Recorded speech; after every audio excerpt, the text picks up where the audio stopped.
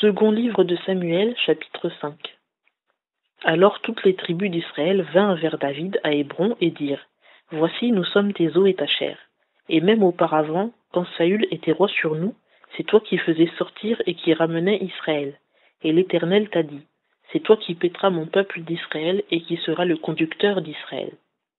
Tous les anciens d'Israël vinrent donc vers le roi à Hébron, et le roi David fit alliance avec eux à Hébron devant l'Éternel. Et ils oignirent David pour roi sur Israël. David était âgé de 30 ans quand il commença à régner, et il régna 40 ans. Il régna sur Juda à Hébron 7 ans et 6 mois. Puis il régna 33 ans à Jérusalem sur tout Israël et Juda. Or le roi marcha avec ses gens sur Jérusalem contre les Jébusiens qui habitaient en ce pays-là, et ils dirent à David : Tu n'entreras point ici que tu n'aies ôté les aveugles et les boiteux. Voulant dire, David n'entrera point ici. Mais David prit la forteresse de Sion, c'est la cité de David. Et David dit en ce jour-là : Quiconque aura battu les Jébusiens et aura atteint le canal, et ses boiteux et ses aveugles qui sont les ennemis de David sera récompensé. C'est pourquoi l'on dit : Ni aveugle ni boiteux n'entrera dans cette maison. Et David habita dans la forteresse et l'appela la cité de David. Et il bâtit tout alentour depuis Milo jusqu'au dedans. Et David allait toujours avançant et croissant, et l'Éternel, le Dieu des armées, était avec lui. Et Hiram, roi de Tyr, envoya à David des ambassadeurs, avec du bois de cèdre et des charpentiers et des tailleurs de pierre, et ils bâtirent la maison de David. Alors David reconnut que l'Éternel l'avait affermi comme roi sur Israël, et qu'il avait élevé son royaume, à cause de son peuple d'Israël.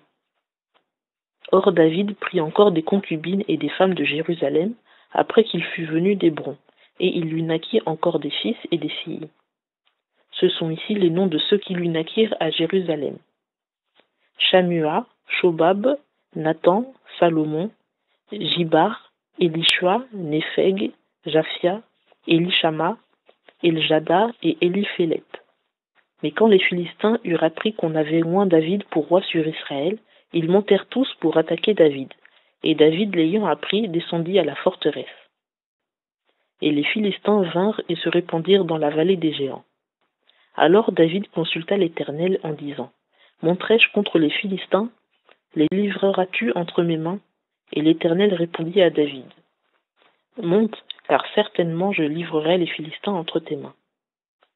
Alors David vint à Baal-Pératsim, où il les bâtit, et il dit : L'Éternel a fait écouler mes ennemis devant moi, comme des eaux qui s'écoulent. C'est pourquoi il nomma ce lieu-là Baal-Pératsim, lieu des ruptures. Et ils laissèrent même là leurs idoles que David et ses gens emportèrent.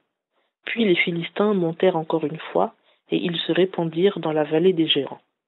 Et David consulta l'Éternel, qui répondit : Tu ne monteras pas. Tu les tourneras par derrière, et tu iras contre eux vis-à-vis des mûriers. Et quand tu entendras un bruit de pas au sommet des mûriers, alors hâte-toi, car alors l'Éternel sortira devant toi pour frapper le camp des Philistins.